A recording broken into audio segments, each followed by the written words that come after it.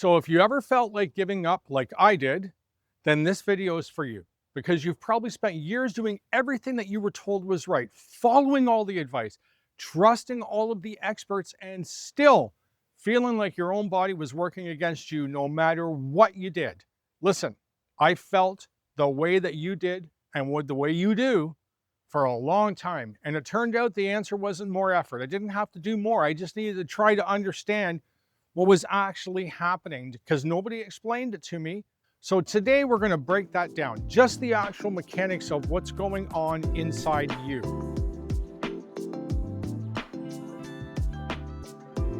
So let's start with the definition because this is where most people are going to get a little bit lost on this. And I was one of those people for a long, long time. Fiber is plant material that your body cannot digest. That's the actual textbook definition of fiber. Your digestive enzymes are built to break down protein, fat, and certain carbs, but fiber, it just isn't one of those things. It passes through your stomach acid and your small intestine completely untouched. It arrives at your colon exactly as whole as it was when you put it in your mouth and you swallowed the fiber. Now, there's two categories that you're going to hear about. There's soluble and there's insoluble. Dissolves in water and it turns into a gel-like substance inside your gut. Now, you're getting that from oats and beans, apples, your citrus fruit. The insoluble fiber, it doesn't dissolve at all. It just adds bulk and it passes through mostly intact. And that is your wheat bran, your nuts, any of the nuts. Remember, it comes out the other end the same as when you ate it, and the skins on the vegetables. It doesn't matter which one of those you're eating. Your body has no enzyme that breaks either one of those down into something that you can actually use. Not for energy, not for repair, nothing. So you're eating something 3 times a day in a lot of cases that your own body has no mechanism to process. It's just traveling through you as raw material from start to finish. Okay, now I know what a lot of you guys are thinking right now. What about my carrots and my celery and my cucumber slices that I like to dip down inside my ranch dressing? The snack vegetables. Okay, so those carry less fiber than oats and beans, mostly because they're water. Over 90% water by weight, but smaller doesn't mean zero. It's still undigested plant material heading to the same place, still something that your gut bacteria can get a hold of and ferment, just in a smaller dose. And that's what I call the health halo. You know, something that gets labeled light or clean and it stops getting questioned. It's just wearing a lighter costume. Okay, here's something that you probably didn't know. And I sure didn't know until I started digging into this a little bit more. The big fiber push in modern nutrition, it took off in the 70s. Largely off a theory about African populations that were having lower rates of certain digestive diseases. And researchers pointed to their high fiber intake as the reason why. And that turned into one of those pieces of advice that was repeated and repeated so many times that it just became fact in everybody's mind without ever being really settled in science. And once it's in the government's food guidelines and once it's part of every doctor's standard talking points, it keeps getting passed along year after year after year, and nobody will ever go back and check it out. Meanwhile, the actual mechanism of what fiber does, once it's inside a human digestive tract, it kept getting worked out quietly in the background. And listen, it's a lot messier than it just cleans you out. Here's what actually happens. So fiber, it travels down to your colon completely undigested. And the bacteria that lives in your gut, it latches onto it because you got to eat it, goes into the gut. The bacteria latches on and it ferments it. So the fermentation is the same basic process that makes bread rise or turns grape juice into wine. It's bacteria breaking something down and it's producing gas as a byproduct. That gas has to go somewhere. That's the bloating. That is the distension. And that is a huge amount of gut discomfort that really just gets written off as well. I guess it's just another bad night of eating and, you know, I'm just digesting my food. Like that's what we all think, right? The number one thing that people say when I bring this up, but fiber is what keeps you regular. It's the thing that actually moves the stuff along. It's not. What that is called is peristalsis. It is your gut wall squeezing like a wave, pushing everything along. That's the real engine here, not the fiber. Now, fiber advocates will tell you that fiber adds bulk, that helps you trigger that squeezing action. And for some people, in some amounts, that's true. But that bulk moving through you can just as easily throw things off.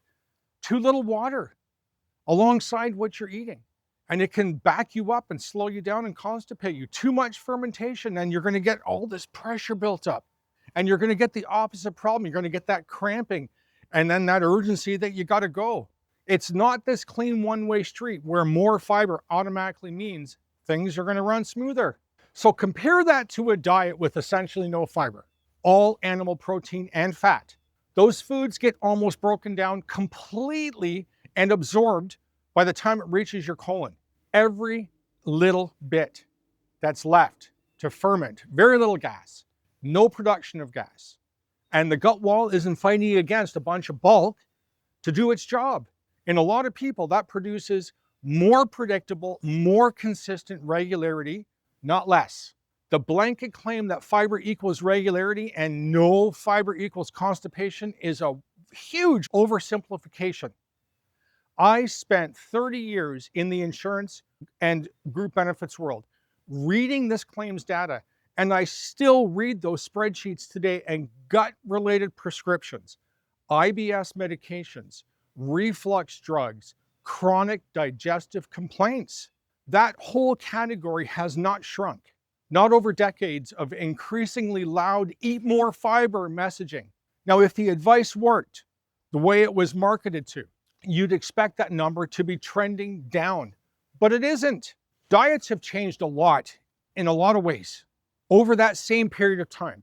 So I won't say that fiber recommendations are the sole cause, but the one piece of advice that's repeated more than almost anything else in mainstream nutrition is more fiber, and hasn't correlated with less gut disease. That's a pattern that is worth paying attention to, guys. It hasn't reduced the gut disease. So what actually happens physiologically? When fiber comes out of the picture first, fermentation drops almost completely because there's no undigested plant material sitting in the colon for bacteria to work on. Less fermentation means less gas. And for a lot of people, that means less bloating. Second, digestion becomes more efficient.